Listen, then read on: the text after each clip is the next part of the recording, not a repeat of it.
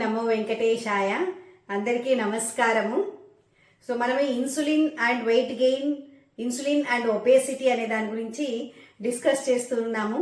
అయితే కొన్ని medications anti diabetic medications వల్ల వెయిట్ గెయిన్ ఎలా అవుతుంది, ఇన్సులిన్ వల్ల ఎలా అవుతుంది అని తెలుసుకున్నాము. అయితే కొన్ని డ్రగ్స్, కొన్ని medications they are non diabetic medications. So అవి కూడా ఇన్సులిన్ రిలీజ్ చేస్తాయి. అవి ఇన్సులిన్ రిలీజ్ చేసేదానా అవి వెయిట్ గెయిన్ చేస్తాయి అనేది కూడా ప్రూవ్ చేయడం జరిగింది. Anti psychiatric medication like olanzapine and gabapentin, nerve problems ఉండే వాళ్ళకు గాబాపెంటిన్ ఇవ్వడం జరుగుతుంది. సో అక్కడ కూడా ఇన్సులిన్ పెరుగుతుంది ట్రీట్మెంట్ తీసుకునే వాళ్ళలో. సో అలాగే క్విటిపిన్, ఇది కూడా anti psychiatry medications. So psychiatry ప్రాబ్లంలో ఇవ్వడం జరుగుతుంది. సో ఈ మూడిట్లో కూడా మనకు వెయిట్ గెయిన్ అవుతుంది ప్రొలాంగ్డ్ యూసేజ్. ఎందుకు అంటే probably it could be definitely because of insulin rise అని చెప్పడం జరిగింది. అయితే ఇంకొక విషయం ఏమంటే, మనం ఈ ఇన్సులిన్ అంటే బరువు తగ్గాలి అని అంటే ఇన్సులిన్ని తగ్గిస్తే సరిపోతుందా అంటే డెఫినెట్లీ ఇన్సులిన్ని తగ్గిస్తే సరిపోతుంది. సో తినడము, ఎక్సర్సైజ్, ఇంకా మనం ఇంకా క్యాలరీస్ బర్న్ అని ఇంకా ఏం చేసినా కూడా finally it is because of insulin only అని చెప్పడం జరిగింది. సో ఇన్సులిన్ లెవెల్స్ని మన బాడీలో తక్కువ చేసుకోవడం వల్ల మనకు ఆబ్వియస్లీ వెయిట్ లాస్ అవుతుంది. ఎందుకంటే ఇప్పుడు చూడండి, diabetes if it is untreated type 1 డయాబెటీస్లో ఏమవుతుంది, అక్కడ ఇన్సులిన్ సెక్రెట్ అవ్వాల్సిన ప్యాంక్రియాస్ డ్యామేజ్ అయింది కాబట్టి ఎక్స్టర్నల్ ఇన్సులిన్ ఇస్తాం. So if it is not treated, ఈ డయాబెటీస్ పేషెంట్స్ వాళ్ళు ఎంత తిన్నా కూడా వాళ్ళు వెయిట్ గెయిన్ అవ్వరు. ఎందుకంటే వాళ్ళల్లో ఇన్సులిన్ లేదు untreated డయాబెటీస్లో.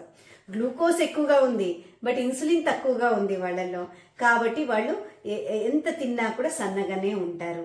So the flesh and limbs into the urine అని అంటారు.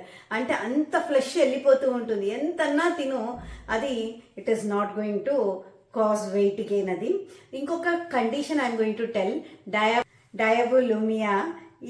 ఈ కండిషన్ ఏంటి అంటే, ఇదొక వెరైటీ ఆఫ్ కండిషన్. ఇక్కడ ఏంటి అంటే, ఈ స్ట్రాటజీని ఏమంటే షుగర్ ఎక్కువగా ఉంది అంటే ఇన్సులిన్ ఎక్కువగా చేయడం వల్ల వెయిట్ గెయిన్, అదే ఇన్సులిన్ని తక్కువ బాడీలో ఇవ్వడం వల్ల సో వెయిట్ లాస్ అంటే ఇన్సులిన్ లెవెల్స్ లోపల ఎక్కువగా ఉండవు కాబట్టి వెయిట్ లాస్ సస్టైనబుల్గా మెయింటైన్ అవుతూ ఉంటుంది. సో దీన్ని ఎక్కడ వాడుతారంటే, ఎవరైతే కాస్మెటిక్గా సన్నగా ఉండాలి అని అనుకుంటూ ఉంటారో వాళ్ళలో డయాబెటీస్ ఉండే వాళ్ళకి ఈ ఇన్సులిన్ లెవెల్స్ ఎక్స్టర్నల్ ట్రీట్మెంట్ ఇస్తాం కదా, అది ఇవ్వడము తక్కువగా ఇస్తారు. కావాలనే అండర్ డోజింగ్ ఇవ్వడం వల్ల వాళ్ళు సన్నగా ఉండడం జరుగుతుంది. ఆ సస్టైనబుల్ వెయిట్ అనేది ఉంటుంది, వెయిట్ లాస్ అనేది ఉంటుంది. But it is dangerous and it is not advisable to do such things. But still practice is going on this. So సన్నగా ఉండాలి అనుకున్న వాళ్ళకు ఇది చేస్తూ ఉన్నారు. But it is not advisable.